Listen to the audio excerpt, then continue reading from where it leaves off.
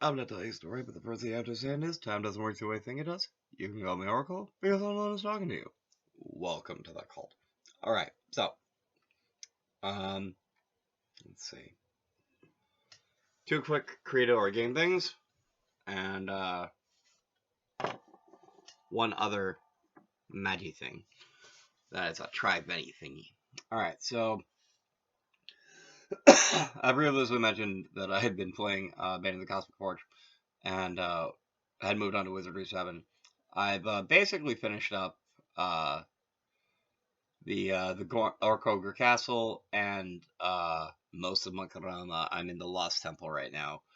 Um, I'm trying to defeat the Lord of the Dark Forest. It's not going so well for me. I might have to go around a little some more. Meanwhile, I'm also playing a lovely little krIDA called from the Ultima series that is outside of Britannia. So those of you who don't know, Ultima is a series where you play the Avatar, which I think is hilarious because you play an incarnation of yourself in another world, which is why it's hilarious. It's called the Avatar because Avatara in Sanskrit um, is literally incarnation, and in the Ultima series, especially in Ultima 4, you can do the quest of the Avatar, which is essentially you going around to all these shrines and you meditating to, and one of the mantras that you use is literally Om. You go to a shrine and you say Om. But after basically you go to the shrine in Ultima 4, you basically do the quest of the Avatar. You prove your virtue in 8 virtues, which are valor related to courage, honesty related to truth, and compassion related to love.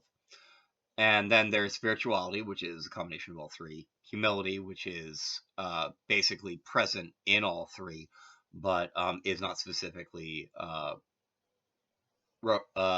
embodied as a cardinal virtue, because basically the cardinal virtues the cardinal principles in those worlds are courage, truth, and love. And so the 8 virtues, like the virtue of humility, doesn't actually require you to be aligned with any of the 3 principles. And then there's let's see if I can remember it properly. Sacrifice, if I remember correctly, is courage and love. Um,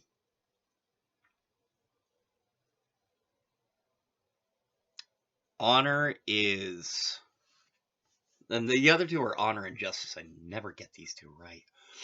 I believe truth and love are justice, and truth and courage are honor, I believe. And those form the 8 virtues. And when you go through the quest of the Avatar, you basically go through the world and you just wander around and try to basically learn about the virtues and learn about the shrines and learn about the mantras for the shrines. And by the time you find out where the shrine is and where the mantra is, hopefully you have done enough stuff in the world where you can meditate at the shrine and you have a high enough virtue score. And you don't know your virtue scores. Like, you don't know what your compassion score is. You don't know what your sacrifice score is. You don't. You know why? Because in real life, if you had a score like that, you wouldn't know.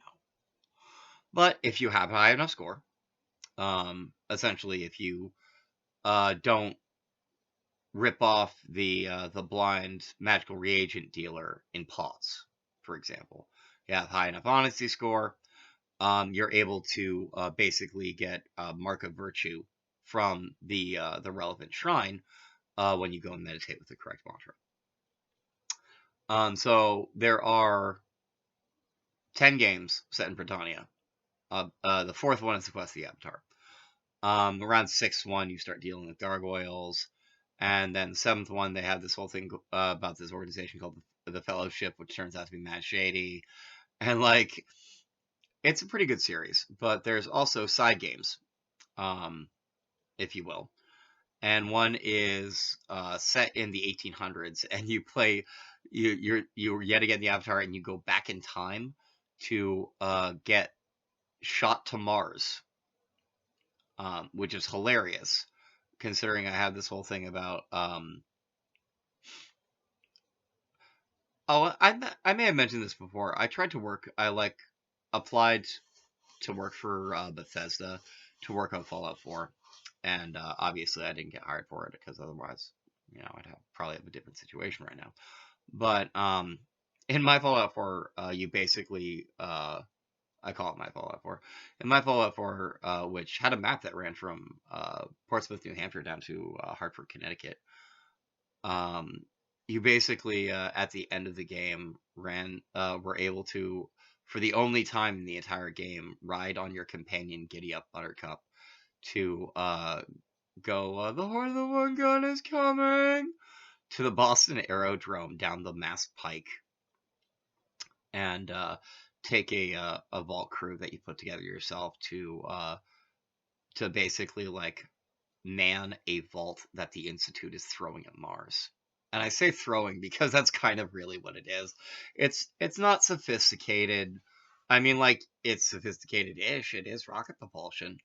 But really, they're taking a vault and they're strapping rockets to it and they're kind of throwing it at Mars. When all is said and done, that's really what it is. But anyway, but the core, it's interesting actually also. So there are two games outside of Britannia for Ultima, which is why I'm bringing this up. One is Savage Worlds, which I think is hilarious because I write under the name Savage, but which is set in a place called Eodon, which is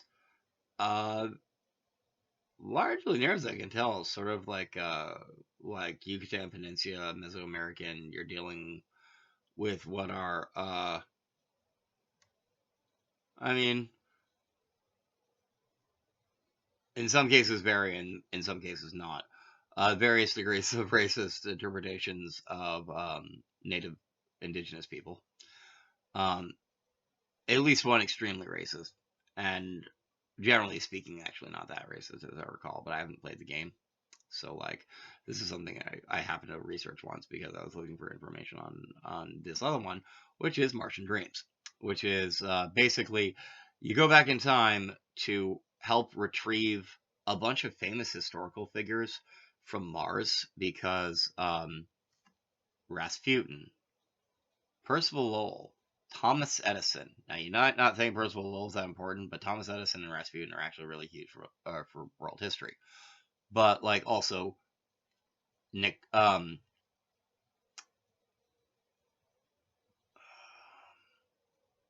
Calamity Jane and Wild Bill Hickok.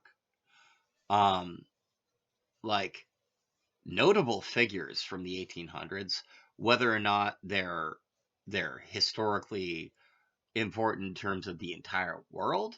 Um Believe it or not, Wild Bill Hickok and Calamity Jane's Wild West show was world famous, if I recall.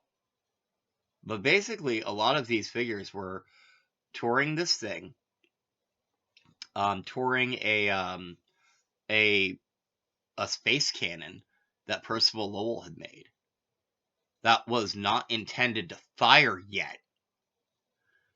But essentially, in sort of the backstory of the game, something happened and this space cannon fired and ended up taking a bunch of historical figures off of Earth and to Mars, and they just couldn't be part of world history anymore. And so basically, you go back in time and you encounter Nikola Tesla. You basically pop out of a time portal into Nikola Tesla's lab with Sigmund Freud there. And they're like, the actual everything just happened. What is this? What is this shenanigan? And so basically, you're part of a second mission headed by Tesla with Sigmund Freud to go and retrieve all of these actually important people from Mars. So they send us, basically, they use the cannon that's still there to shoot a second capsule, and you get to be aboard, and that's basically the game. And so, I've already started on that. I haven't gotten that far in it. Like, I've only, if you've actually played this game, I've only just now gone and rescued Cooter from mine, so like I'm mad early in it, but that's where I'm at. All right. Okay, so now I've talked about the krIDA stuff. These. So I've taken with these because if you've seen a lot of my previous episodes, um, even though that I've done stuff with like putting my own blood on these, putting making them into Parnanara, into effigy separately for corpses. So on the topic of putting my blood on them, this is cool. I have started doing blood, sweat, and tears on these things. So like, I don't cry very often, but you know what? I've had occasions where I've been upset about stuff recently, and I was like, you know what?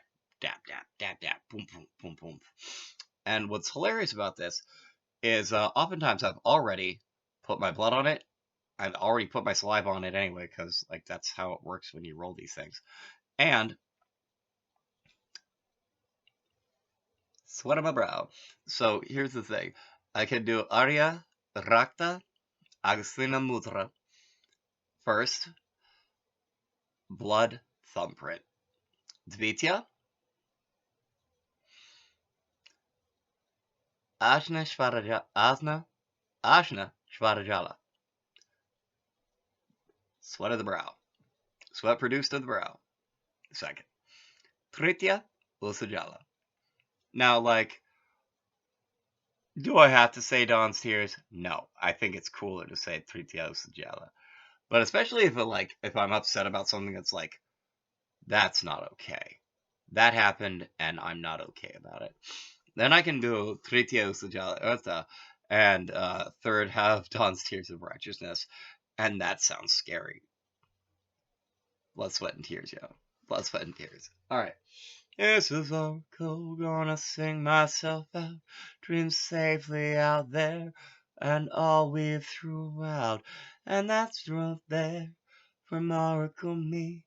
Dream safely out there to all of ye.